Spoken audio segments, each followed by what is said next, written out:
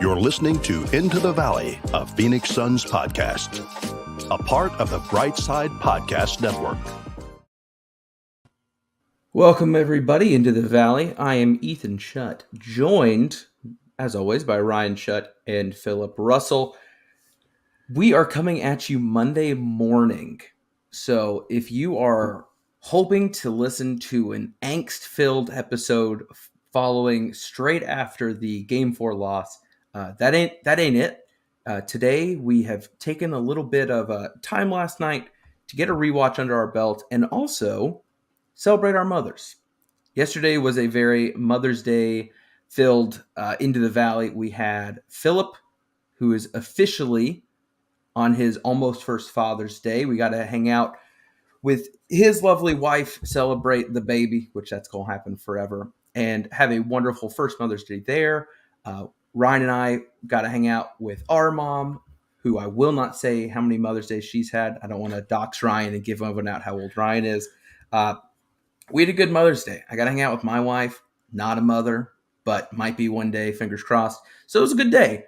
So we aren't going to let the Suns ruin that. And with that in mind, we took a little bit of extra time to decompress, rewatch if we wanted to rewatch, and come at you with some Game 4 takeaways that are hopefully level-headed, not too reactionary, and hopefully continue to celebrate our mothers through a Mother's Day themed episode here at Into the Valley. And that is including horrible puns. So get ready for that. Philip, coming off of getting to hang out with your wife on her first Mother's Day, I know it was a good day in that side of things. How are you feeling about the Suns following Game 4? I felt really bad right after the game, which after rewatching the first half again, I'm a little disappointed in myself because I feel okay. I feel okay about the Suns going into Game 5. But again, that's after a rewatch. In the heat of the moment, it felt like there were very few things the Suns were doing right. But as we'll get into a little bit later, the Suns played better, especially defensively, than I realized they did. Ryan, I know we talked a little bit before, but looking at Game 4, the series is tied 2-2 now. Suns dropped it 111-101. And I don't know if this makes sense. It's a tale of two halves, but if we're being real, it's like a tale of one quarter and three quarters. When you look at kind of the hole the Suns dug themselves in and then all the effort they went into to try to get out of it, where are you at in terms of whether that's panic meter, whether that's just looking ahead to the 3-game series that we have left now? Like, how are you feeling after Game 4? Disappointed, obviously, because I thought through the first 2 games that we were clearly the better team. I think we have taken kind of a step back just from I would say from like a morale perspective. I don't think necessarily gameplay has taken a huge step back, but definitely dropping 2 games on the road after being up 2 games is definitely a shot to the morale. I don't feel awful. And I definitely think comparing this series to last series after it going 2-2, I feel better still about this series than I did last series at 2-2. I had more question marks last series at 2-2. I thought the Pelicans were doing a little bit more that had me worried that I wasn't sure we would find answers for as frequently. I still hate that this is the situation we're in and that we've got 2 Chris Paul ghost games in a row, basically. That isn't a great feeling to have. But if we're looking big picture at like that bird's eye view of this series, I'm still not too worried. Going back to our last episode with our panic meter, I don't know if we're going to get there and give our numbers again later in this or not. I would say it's definitely higher than my 3 was last time. But it won't be significantly higher. I still feel good about what the outcome will be of the series. I feel good about hopefully a big Devin Booker game next week. He has done historically well in Game 5s. But I'm disappointed, but by no means do I feel like the Suns are counted out at this point. Let's do it. Let's do it right now. Let's do panic meter, and then the rest of the episode is our like arguing our thesis for that. So Ryan, you said it's a little bit higher. You were a 3 last time. Where are you right now? I'm probably at like a 4.5. Okay. I definitely an increase, but not too sizable. I don't feel comfortable with a 5 yet. To me, that's when the alarm, maybe like one alarm in a back room starts going off a little bit. That annoying fire alarm that the batteries have gone dead, that kind of just chirps. I would say I'm at like a 4.5 out of 10 on the panic scale right now. Okay. Ethan, where are you at? I feel like saying this is going to shoot me in the foot. After immediate watch yesterday, I was probably feeling a 5. After a rewatch, I'm sitting at a 3 still. And that is, again, that came with a slow rewatch. And when I mean slow, I mean when I watched a play that ended with a Dorian Finney-Smith open 3 in the corner with DA closing, I paused, I rewound to the beginning of the play, and I rewatched. And I said, is this something I should be concerned about, or is this a simple fix or something that's out of our control? I did that a lot. It was a late night, and I'm with you, Philip. Like, I rewatched and I'm like, this still doesn't concern me. And I agree to Ryan. Like, the Pelicans, it was a mix of Willie Green knowing everything about the Suns. It was a mix of the unknowns of so many of their players, and the level of physicality to where some matchups were just weird. The matchups that are presented still don't have me worried. If we're taking the Sun sample size of the entire regular season, still letting that hold weight, I am not concerned about a 3-game series where we've got home court advantage. So where are you sitting? I think I'm at a 5 just because of Luka's brilliance. He's played very well. He played especially well, I thought, offensively in the games that the Suns won. But you would still have a little bit of angst of like, is he going to go scorched earth, not for a half, but for an entire game in one of these upcoming games? But when it comes to the Mavericks supporting cast, I feel like we might have seen the peak Mavericks performance that was accompanied by some very poor performances from the Suns' central figures, namely Chris Paul. So you got a Chris Paul stinker of a game with the best performance you might possibly see from the entire Mavericks team. And for the majority of the second half, the Suns were within striking distance and really knocking on the door a couple times. Well, let's go ahead and talk about kind of our takeaways of Game 4, why the result was the result. And sticking with our Mother's Day theme here, we asked the question, why did the Suns get sunned? Sorry in advance to the people that hate every bit of what's about to happen this episode. We're not sorry. No, I'm actually pretty excited about it. So why did the Suns get sunned? We already discussed this ahead of time, just in our instant reaction kind of discussions and feedback, figuring out what on earth happened. And I think, at least between the three of us, there's a pretty obvious singular answer outside of the Chris Paul played bad, foul trouble, whatever. Like, I think there is a statistical measurement that explains why this game went the way that it did. And Philip, what was that? The Mavericks shot so well from 3. It was unbelievable. It's the 3-point discrepancy. If you're looking for a singular reason outside of Chris Paul's foul trouble, it has to be the 3-point discrepancy. According to my math, which could be off, I believe the Mavericks were a spicy plus 33 from behind the 3-point arc, which is to say they made 11 more threes than the Suns. And they shot 45.5% from 3 on a high volume. They put up 44 3-pointers and made 20 of them. It is almost impossible to beat a team who's shooting that well from 3. A lot of people will talk about 20 made 3-pointers. 20 made threes in a game is almost like this magic number where if a team's going to do that, you're going to have to play an unbelievable game in order to beat them. And obviously, as we've already been alluding to, the Suns didn't do that. But I think it brings up the question, are there reasons that are within the Suns' control for the Mavericks' incredible shooting performance. And I want to make one mention too before we kind of talk into the amazing nature of their three-point shooting number and just give a little bit more context in terms of the game flow. So Philip mentioned the Mavs finished 20 of 44 from three. That is a 45.5%. And if you want to look even a little deeper, and I'm pulling up the shot charts, sorry for the quick delays between the numbers here, but in the first quarter, the entire Mavericks shot chart is green. That means everywhere on the court, they were at or above league average, but that included going 8 of 13 from three. Between the corners, they never missed. They were 3 of 3 from the corners, 5 of 10 from the straightaways, the diagonals, that side. So absurd starts to the three-point shooting in the first quarter. And you think law of averages that's going to cool off a bit in the second quarter.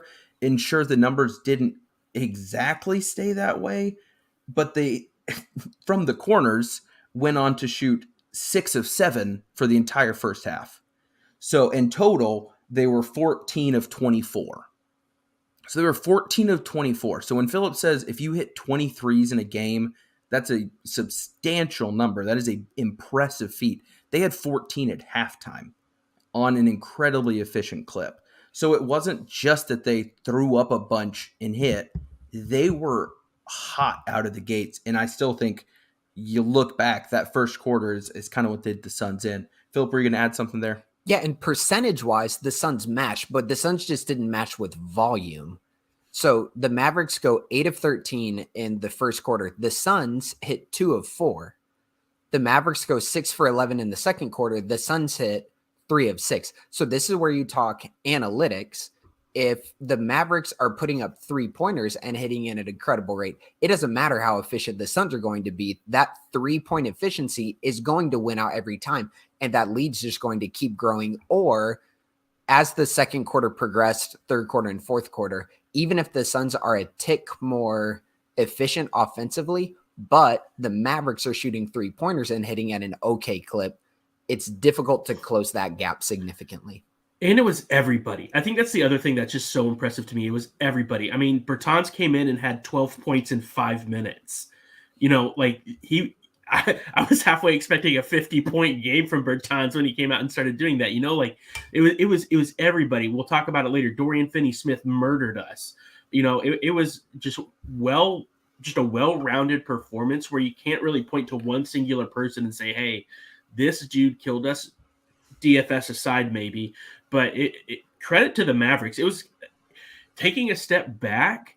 It's kind of really fun to watch what they did shooting wise. If you enjoy just basketball in general, you hate to be on the receiving end of that because it kind of felt like some of the James Harden Rocket games where they just launch threes and everything seems to be going in. But again, to your point, is that something that's fixable? I mean, it looks to be that it would be, because there's no way they're able to maintain that from that universal of a clip. And Philip, I know you had something to say. I always like looking at team numbers and then removing the outlier. And sometimes that is the outlier that shoots so well that it can skew. What's nuts, and it goes, I think, to what Ryan just said. The outlier for the Mavs tonight shooting was Luka. Luka was 1 of 10 from 3. Ryan just made this point. Everyone was getting involved. Every one of their guys that you hope has one game of the series managed to do their job. If you take Luka's 1 of 10 from 3 out, they're shooting 56% from 3. Like, they were hitting. And Philip, I want to let you make your comment if you want to before I kind of pivot us into, do we think that is something that the Suns were playing into, or do you think that was just the Mavs having the night of their life? Yeah, and that's kind of where I'm going. I went back and I really focused in on the first quarter where they went 8 of 13. And on the rewatch, by and large, with a couple exceptions, you're going to give up some open threes over the course of the game. Every team does, great defensive teams do. I thought the Suns played okay, if not pretty good defensively, again, in the first quarter. I think the second half, it's a little different.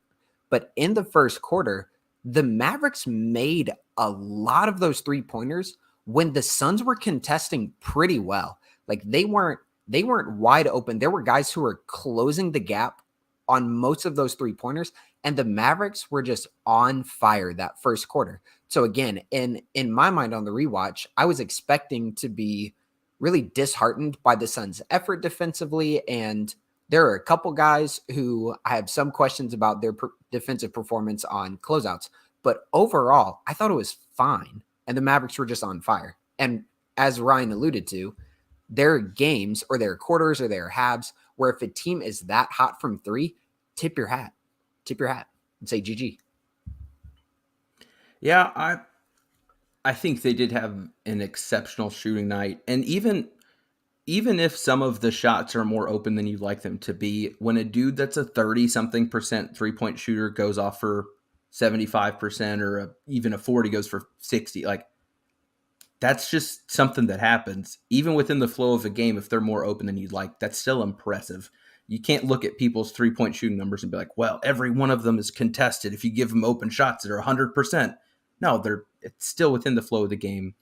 It's still absurd to shoot the way that DFS did, or, I mean, legitimately every tall European dude on the bench whose job is, I'm going to give you a minute. You need to hit 3 threes or you come out back to the bench. And all of them were just like, you got it, sir. Like, we can take care of it. And Luka really let him down. That was the only one within the Mark Cuban large white European shooting ensemble that wasn't carrying. But it was frustrating for me just to see that happen. But I do agree with you, Philip. First watch, what on earth are the Suns doing wrong? Second watch, man, the Suns are just getting really unlucky because the Mavs are just on fire. And that happens. And we talked about this. I know we talked about it with our mailbag, and I think the game we were referring to was the Heat loss maybe in January, where the Heat just went scorched earth, and Twitter was going nuts of like, what groundbreaking changes to our fundamental defense can we make to prevent this from happening? And I think all of us were just like, hope the team doesn't hit every shot. Like, what do you want us to do? Right? Like, we're not adjusting our game plan because of an outlier. And that's how I'm viewing yesterday. In the heat of the moment, I think it's hard to look at it and be like, this is what's different from the rest, because it's current. But take a step back, that wasn't normal. And I do think there are some things that they can look at and maybe try to plan for. At first I thought it was more on the defensive end of just what to switch, what not to switch. Do you blitz a little bit more? Do you try to force the ball out of people's hands? Do you want to speed it up? Part of me was like, man, I'm seeing possessions that felt like the Mavs Jazz series where poor Rudy Gobert is sprinting to the corner to contest a 3 over and over and over, and Ayton caught himself in that position a couple times. But I'm starting to lean it's more personnel than it is how we're using the people. And that's kind of where I want to move to our next section, which Mother's Day theme's not going anywhere. The problem children. Which sons of ours, I did it again, were the problem if we're looking just game 4, or have been a problem throughout the series, or for one particular player who we all love very much, potentially the playoffs. I want to go ahead and start with the guy that I think could potentially play into the 3-point problem a bit more, and that's JaVale McGee and what he can or can't do. So, Philip, after the rewatch, JaVale in general, if I'm taking like the simplest basketball notes possible, if I am looking at JaVale, I say he stays on the court if he is producing offensive rebounds, and defensively is not allowing 3-point shooters to get wide open, whether that's proper switching, whether that's knowing when to move, I don't know. But if I'm just a coach and I'm like, JaVale's out there, we're giving up a lot of open threes. Most of those replays I watched, it was because he's unable to close out. He's not quick enough laterally that we've talked about to stay with this player? I don't know. So again, my very dumb version is it's a plus for him if he's getting the offensive rebounds that make him valuable. Defensively, I'm unsure what he would have to do for me to magically be like, oh no, keep him out there, please. Because the Mavs aren't killing you around the rim, and the way that they are doing it is with a Luka or a Jalen Brunson, who JaVale's not going to be there for because of the way they're flaring out their bigs. JaVale gets pulled out of the paint. It's not like you're like, well, we need rim protection from Jalen Brunson, so let's make sure JaVale's sitting there waiting for him, right? So JaVale in a nutshell, this series, what do you think he can do to make himself valuable? Or what are we looking at in terms of, is JaVale getting played off the court? Because I think that's a good starting point, I think. He has been better than I expected closing out on 3-point shooters. There are times during the season where he wasn't closing at all, and he was just in drop coverage. So I think there is pretty noticeable improvement on the defensive end, him getting out and contesting. Now, the problem and the counter that we've seen a couple times this series is when he's closing out on a guy like Kleba is offensively competent enough that if JaVale McGee's flying at him, simple up fake and he's driving. Now, I don't think we've seen that from Davis Bertans. So now Kleber's done it a few times, but that's about it. Now we might come into a situation where if Bertans is on the floor, maybe JaVale can be on the court because he's more comfortable closing out towards him, but they're going to run Bertans around a bunch of picks. So that's a question. I didn't think JaVale was necessarily an obvious weak link on the defensive end, especially because he didn't play that much. He didn't even get to 10 minutes.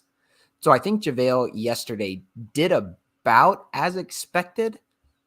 And as long as he's going to be in a very limited role where in less than 10 minutes, he got up 5 shots, scored 7 points, 6 rebounds, he's probably doing what you would expect him to do.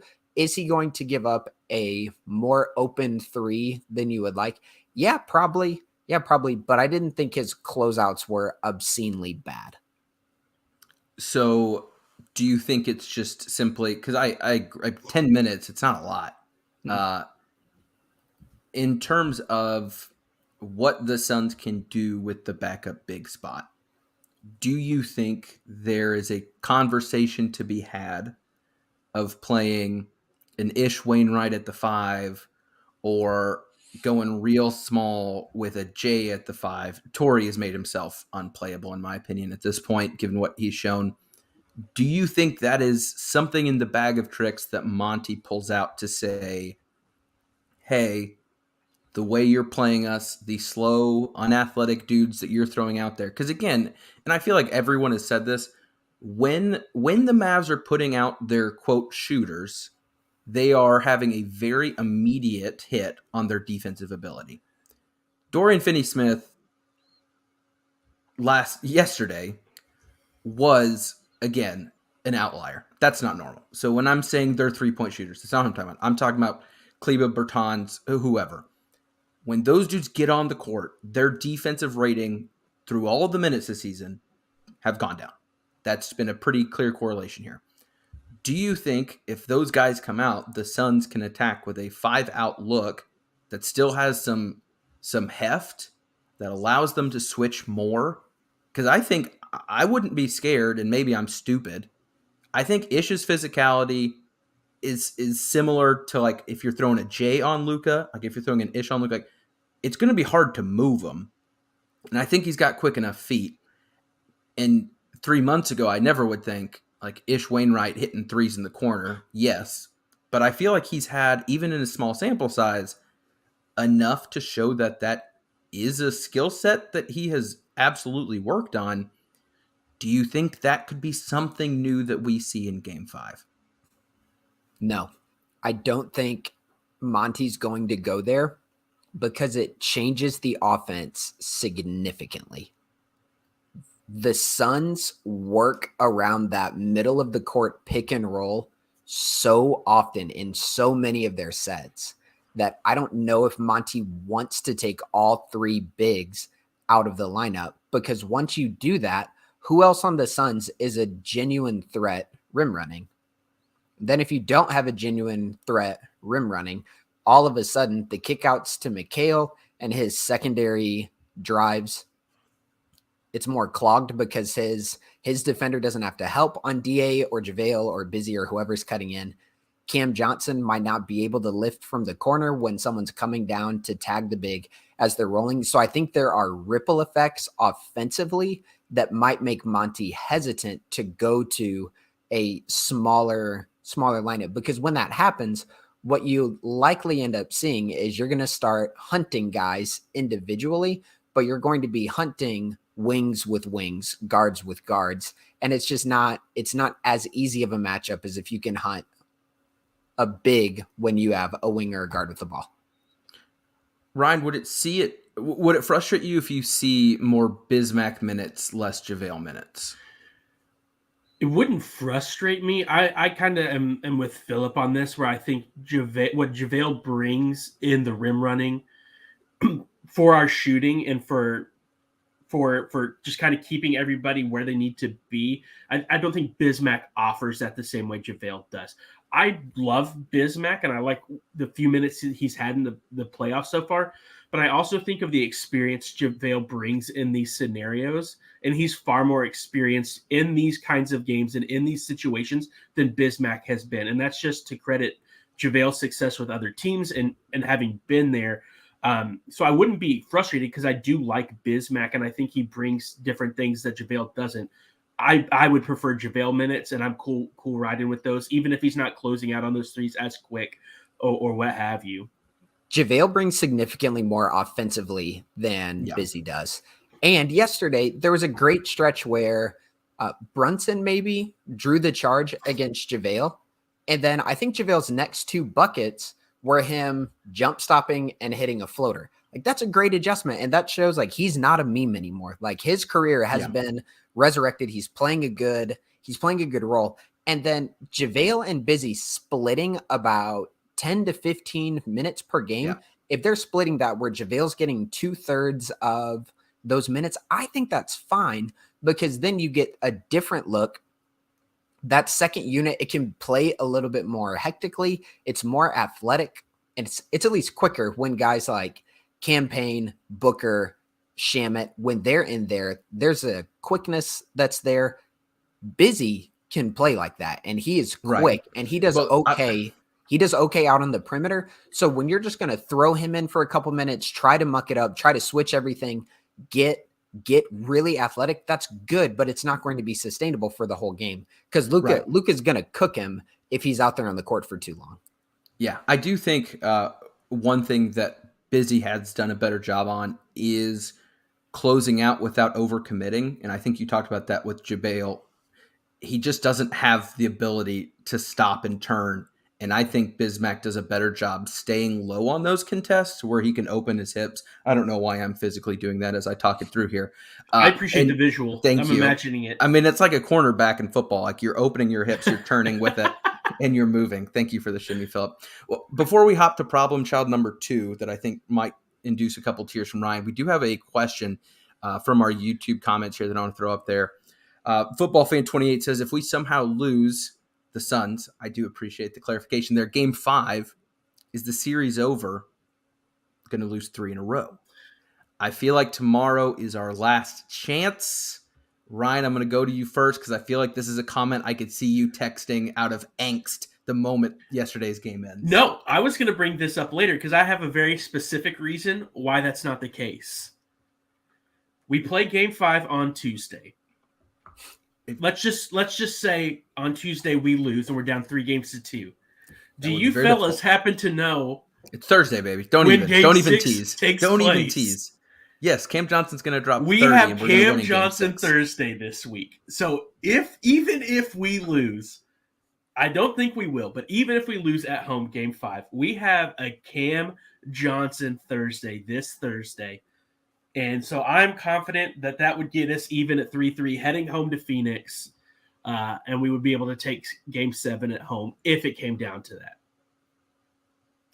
I want So to Cam add. Johnson Thursday all the way. I will say we do basically have 3 home games left. We have a home game, a Cam Johnson Thursday on the road, and another home game. So I'm feeling good.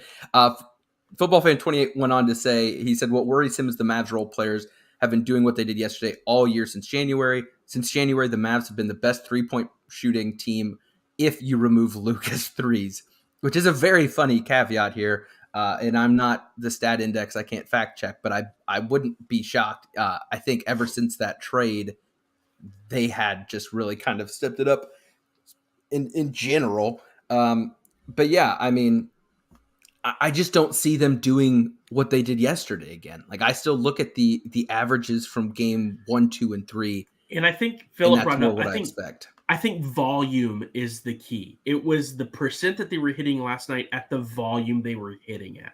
I don't see them doing that again. They might shoot at that percent again, and that's fine as long as we don't allow them to do it at the volume with which they were doing it yesterday. They just They keep also- getting so many attempts because of the stupid turnover numbers. Like they're not getting roasted on the rebounds. It's just dumb. The Mavs, Football Fan, they hit 17 threes in game 2 and got gobsmacked. So it's not as simple to say what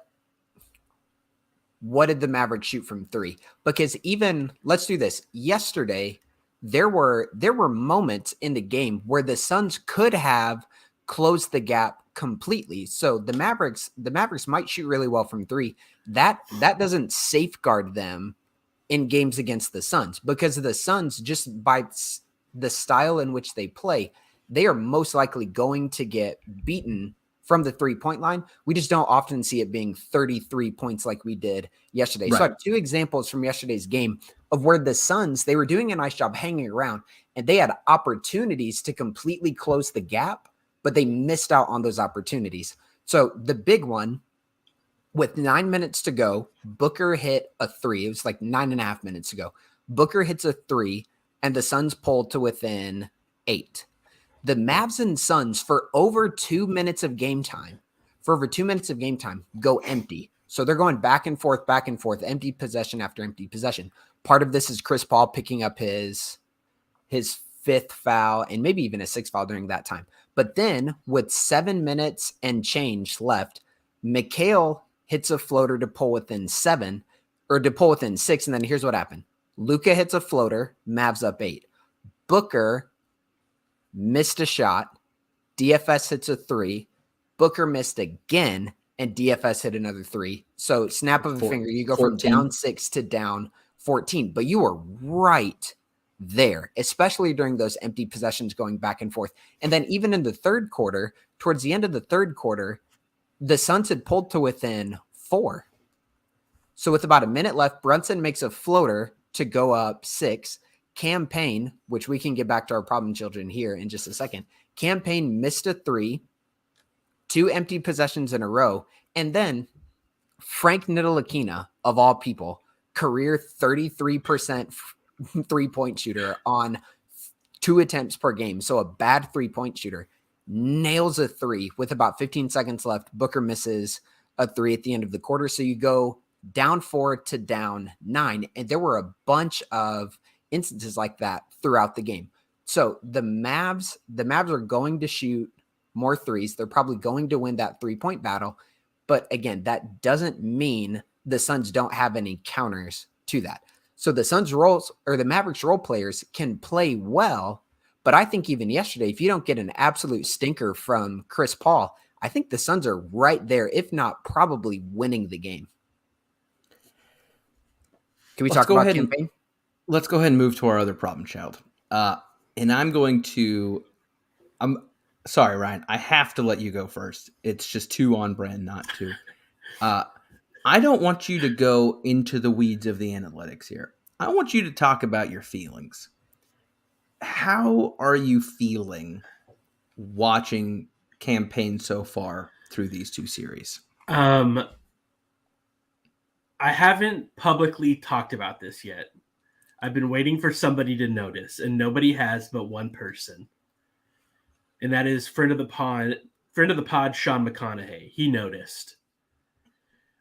Since the bubble, my Twitter bio has been a campaign stan account. I love Campaign. I love his hustle. I love the comeback. I love what he brought to the team. Game 5 of the Pelican series, I removed Campaign stand account from the Twitter bio, and it has not returned. And let me tell you why. Here are the point totals for his playoffs so far. 2, 0, 4, 9, 3, 12, 8, 3, 6, 2 on 31% field goal percent and 15% from 3. Football fan says it may sadly be a time that you put Campaign up for adoption. It is time. I'm afraid we might be at that point where I just don't think he is the answer for that backup guard. Unfortunately, I don't really think we have anything better waiting behind him. And I think there are a lot of Suns fans on Twitter who would be calling for Holiday or maybe even Alfred Payton as that plan. And I don't think that is correct at all. People might be calling for Holiday. I guarantee you no one. Yeah, that was that last one, Ryan, that was a straw man. I have not seen a single person no one has said Alfred Payton could be. I'm exaggerating out of my I've seen sadness. more people say that's put Ish at point guard. Our brand. Ethan asked me how I felt about the player that I've been ride or die for. All I'm saying is, let's not put Alfred Payton in there. That's not fair. Campaign has been awful, and I'm to the point where I would prefer, I think, to see Landry Shamet. Thank you. Run that position and see where it takes us, because Cam is giving us nothing. And I think, to me, one of the biggest marks on yesterday's game where I was frustrated, and Philip and I talked about this a little bit in the group chat, and I understand the logic behind it, but when Chris had 3 fouls and Monty brought him in under 2 minutes and Chris picked up that 4th foul, I can't help but to think that if Campaign was giving us anything, Chris doesn't get subbed in there. We rock with Campaign till the end of the quarter. Chris doesn't pick up foul number 4 and put us in the position in the second half that we get in. It was a bad call, I think, to bring Chris in, but that call doesn't have to be made if we get anything from Cam. Cam has just been a disappointment, and it makes me sad because I really thought that, he would bring at least something into these playoffs, and it has been nothing. Put Shamet in a pick and roll with the ball, Romeo says. Let's go for it. At this point, I'm down for anything. No. Okay, couple things. Let's take the mic away from Ryan real quick. Philip, before I let you get into this a little, I do want to say I think Ryan said the percentages for Cam shooting for the playoffs, 31 and 15. Right. In terms of the actual numbers, I think those sound bad. I think the volume makes it sound worse. Sorry to just pile on here. From the field, he's 20 of 63. From 3, he's 4 of 26. 4 of 26 from 3. That alone for me gets you off the court. I'll hold off for a second. Philip, go ahead, my man. So many things to say. Number one, let's talk about last playoffs. Cam was cooking people last playoffs. Campaign was, including LeBron James. Ever heard of him? Made him look slow on the way to the basket and was scoring routinely and talking his noise, and it was working so well. He's not beating anybody this series. Yep. Nobody. They're not even comfortable picking on Davis Bertans when Campaign is in the game. This is a different player than the guy we saw last year. Now, he had a limited skill set last year, and after he got hurt, he wasn't the same in the last playoffs. But people started sitting on his left hand because he's limited defensively, and his shots whack, mechanically. Goes in sometimes, not in the playoffs, but it's not a great looking shot. So what's the switch? I don't know how long we've been beating this drum, Ethan. It's Landry Shamet. It's Landry, because for a very clear reason, Campaign is not playing by himself at the guard. It's not Cam and a bunch of wings. It has been for the entire playoffs. It has been Campaign flanked either by Devin Booker or Chris Paul. We had Point Booker this year, so I am confounded by why we're not at least getting Landry more minutes, because Booker can run the point or CP3 can run the point And you can have Landry playing the 2 during that time. And Landry has showed up defensively, and then offensively, he is better slashing. And I think all of us would feel comfortable if the ball gets reversed and you have either Landry Shamet or Cam Payne in the corner or on the wing taking an open 3 with the defender collapsing. All of us are picking Landry Shamet to take that shot, right? Yep. 100%. I think all the Suns fans are. So he's better defensively. He fits better offensively when you have Booker and CP3 on the court at the same time. Like, play Landry. You extended him. You gave him significantly more money than you gave Cam Payne. Like, this is the time to cash in on this dude because overall he's clearly better than Cam Payne right now. I'm not going to just reiterate everything you said. I think the Landry Shamet answer is one that is overdue. I've listened to some other podcasts. I've read some other articles. It seems like we as a collective are higher on Landry than others. I think some of it is just folks wanting to ride with the Suns of last year. I don't know.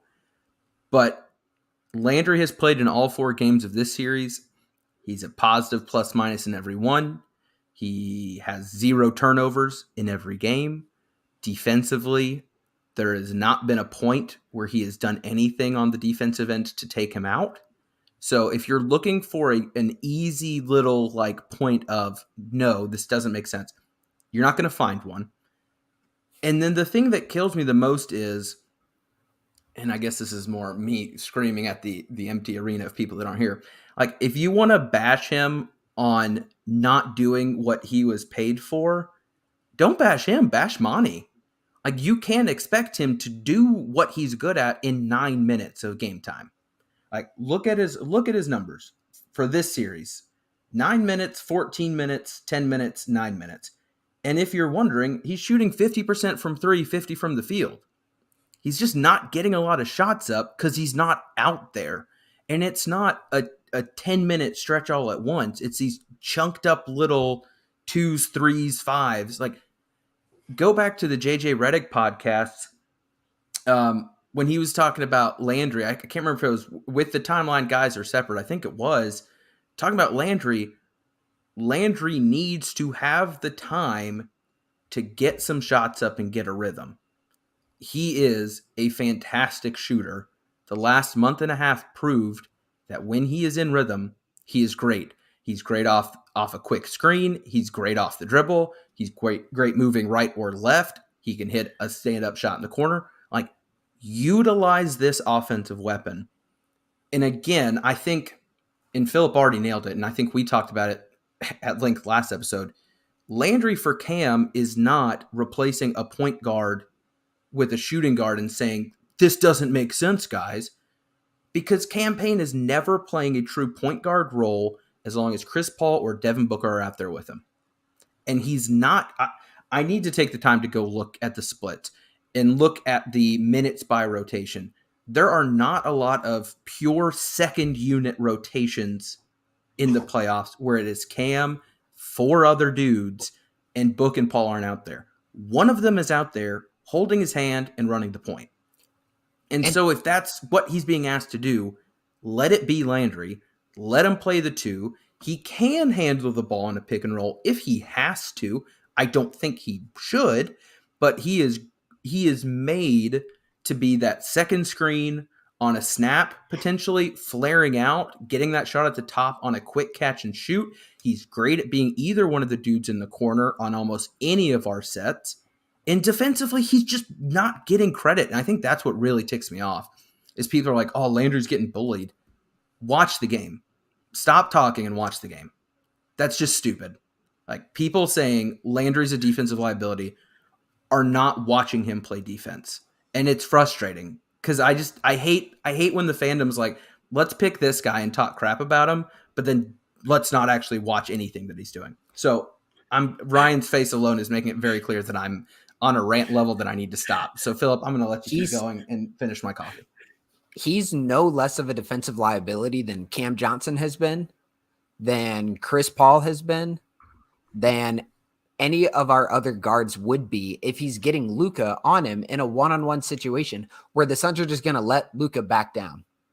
Like Landry, and in that instance, he is less of a liability than Campaign would be in that instance, because I'm pretty safe in saying Landry's bigger than Campaign. He seems stronger than Campaign. He seems like he can stand Luka up noticeably better. Like, I am ready for Monty to just sit Campaign and say, kid, it's just not your series.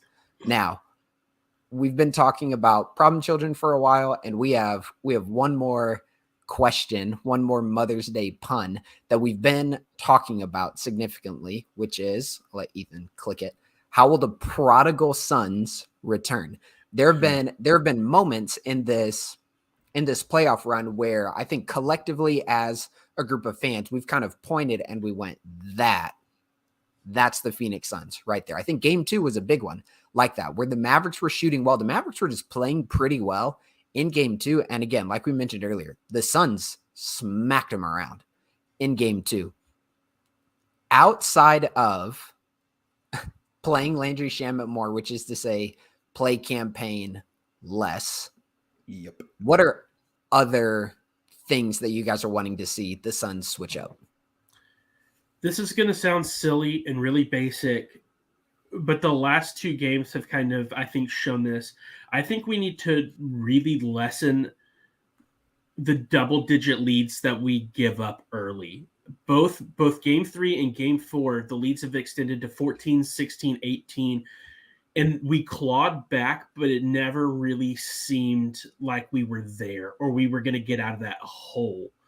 Those kind of leads happen, but the frequency with which they've happened in games 3 and 4 has been a little concerning. I think if we can just limit some of those leads or some of those runs that the Mavericks go on to keep it within striking distance at all time, even if we are playing from behind, I think that's going to put us in a better position for those fourth quarter Magic Suns that we've seen over and over again this season. The problem is we can't afford to be digging our way out of a 12, 14, 16-point lead in the fourth quarter if we're trying to come back for a win. So that's one for me. And another one is I need Chris Paul to show up, as silly as that sounds. 2 games without Chris Paul is killer. And it's been 2 games not due to injury. It's been because he's just been lacking on the court.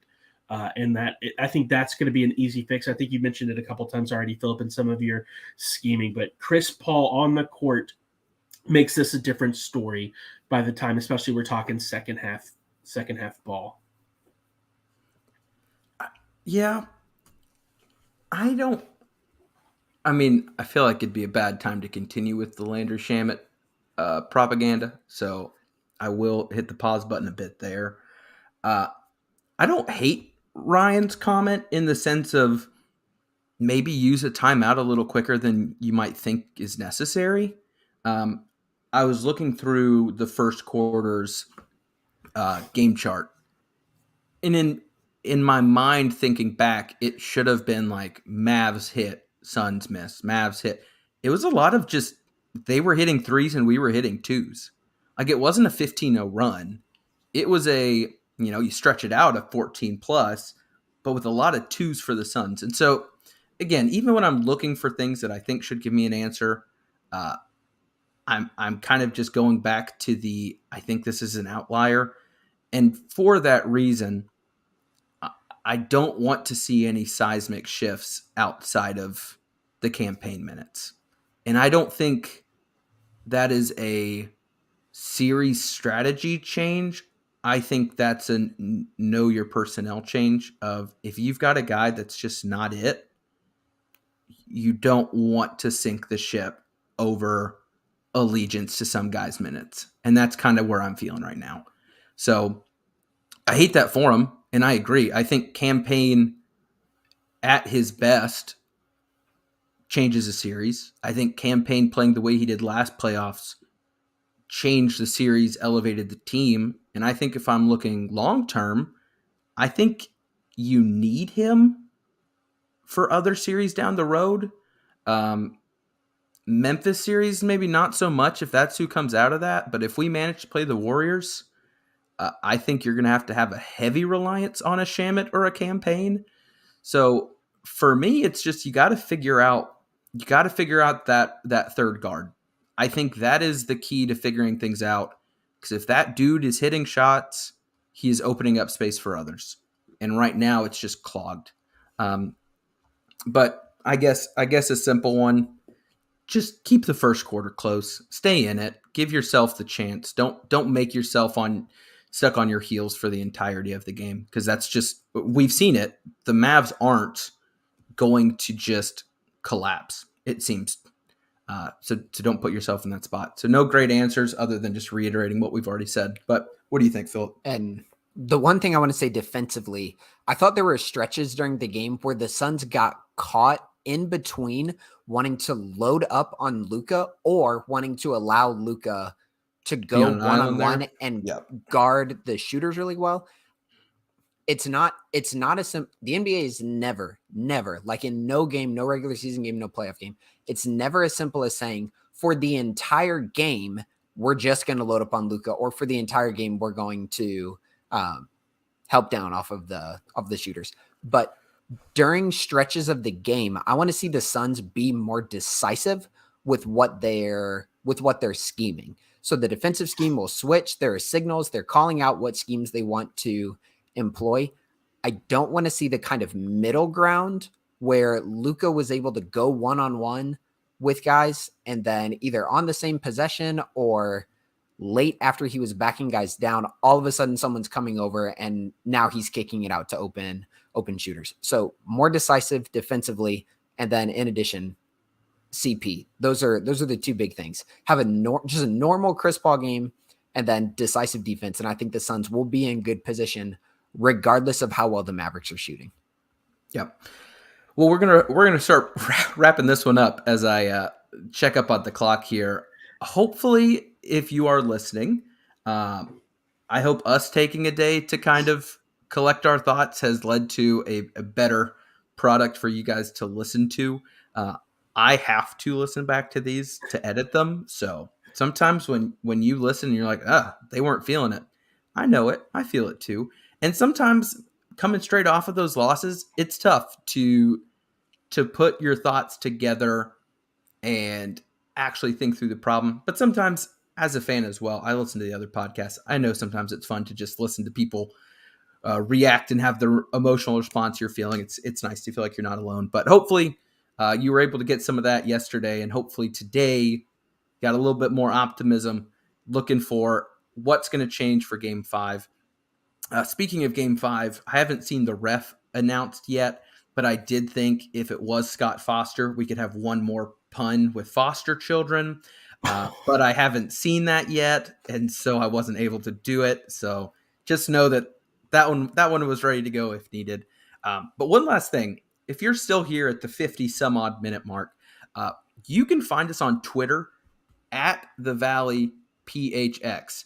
We would love if you are listening, if there is something that you heard that you agreed with, you disagreed with, you whatever, if you want Ryan to change the Twitter bio to something new, hit us up. The live stream thing, it has come out of convenience for a lazy video editor who very much enjoys having the video go straight to YouTube. So yeah, that's definitely me.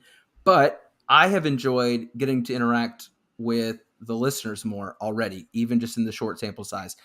We would love to have that extend to Twitter for those listening on the audio side of things as well. Football Fan 28, Romeo, folks like that who are hopping in our chat on the YouTube live streams while we're recording. That's been fun as well. Kind of keeps the episodes fresh here and keeps me from just sticking to my outline. So if you're listening, thank you so much. Thank you to the folks at Brightside. And for Philip and Ryan, this is Into the Valley, a Phoenix Suns podcast. We out.